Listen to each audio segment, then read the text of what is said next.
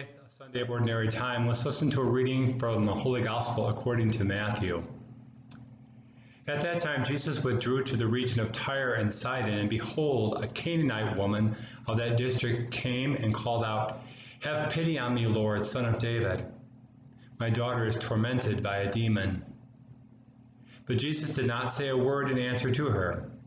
Jesus' disciples came and asked him, "Send her away, she keeps calling out after us."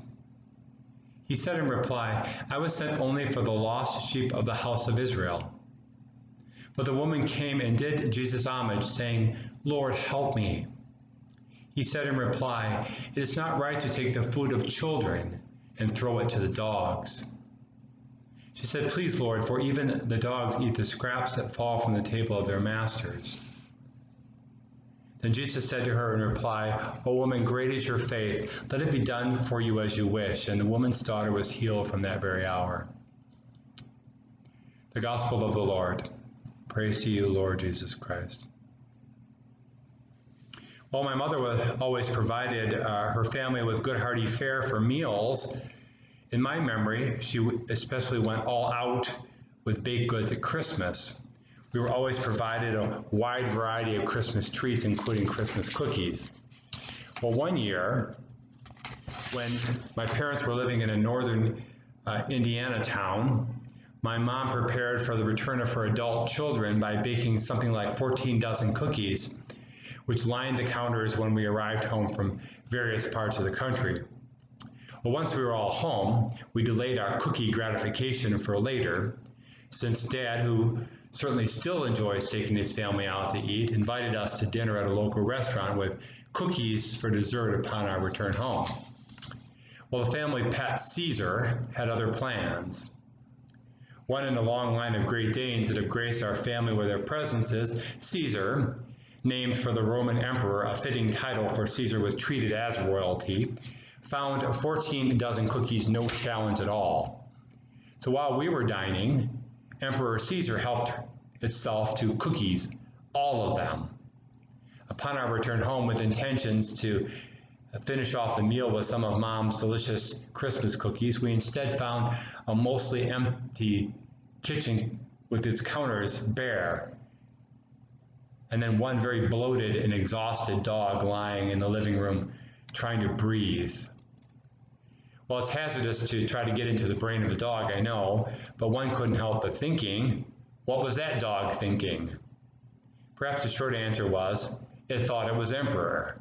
In other words, like the Roman emperors of old, any food was meant for eating in great gluttonous quantities. Like all dogs in our family history, Caesar did not suffer from problems of self-esteem.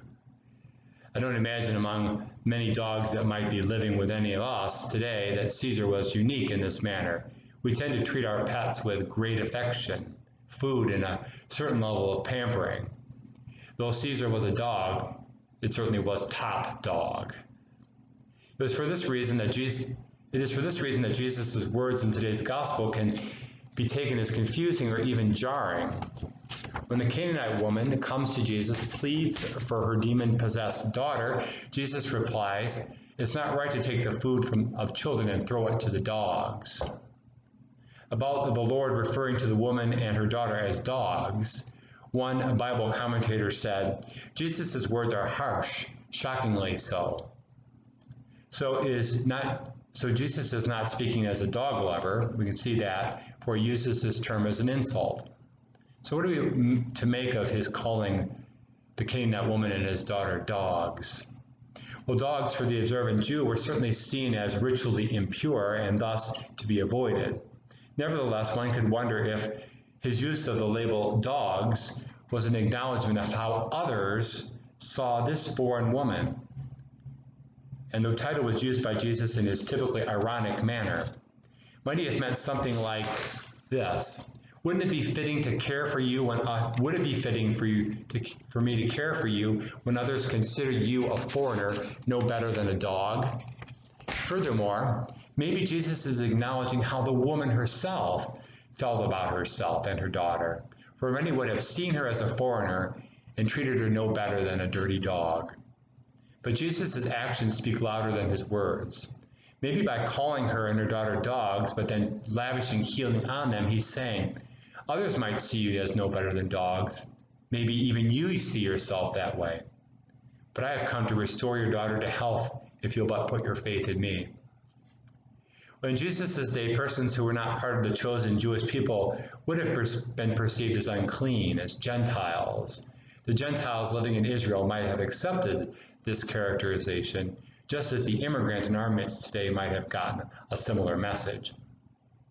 And we too, in this life, can get this message that in the sense of dogs in Jesus' time, we're unclean or defective or unworthy of the Master's care, maybe because of our failings.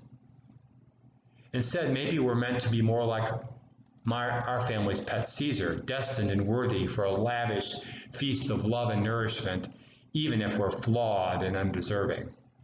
For how Jesus actually treats the Canaanite woman and her daughter is how he desires to treat us dogs.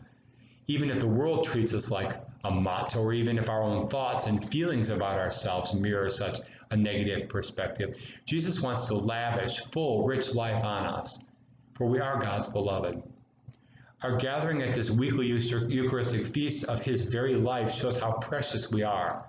So let's keep coming to this feast and let's learn more fully and firmly this truth. This is a feast for which we are deserving simply because Jesus has invited us, just as we are, to come and receive his bountiful life and love. Yeah, we might be dogs, but Jesus treats us as top dogs who are precious and lavishly loved.